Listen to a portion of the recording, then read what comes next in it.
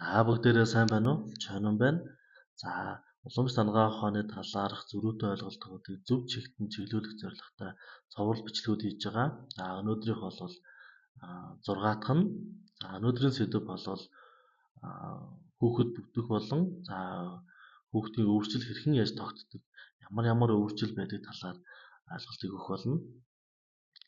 За эцгийн эрүүл цагаан тусал, эхийн эрүүл улаан тусал тухайн хүүхдийн өөрийн намш буюу одоо сүнс гэж хэлж болно, мэдээлэл гэж хэлж болно, сэтгэл гэж хэлж болно.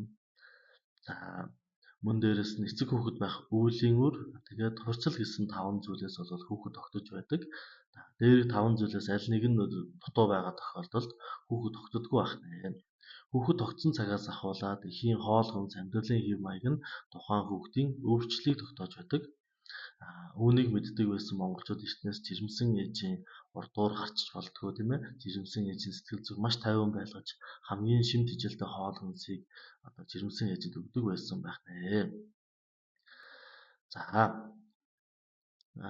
эхийн хөвлөд тогтсон цагаас хойш ерөнхийдөө 7 төрлийн өвөрчил байдаг гэж уламж дангаа ухаанд үздэг. За тухайн 7 төрлийн өвөрчлийг мэдэж чадсанаар тухайн хүнтэй хэрхэн яаж харьцах вэ? Ямар ажил мэргэжлийг сонгуул илүү зохимжтой. За тухайн хүнтэй ерөнхийдөө ямар өвчлөөр өвчлөх эрсдэлтэй, юунаас сэргийлэх үү гэх зэрэг бүх мэдээлэлүүд багтсан байдаг. Тиймээс дараагийн сэдвээр өвөрчлийн талаар ярих болно. Баярлалаа.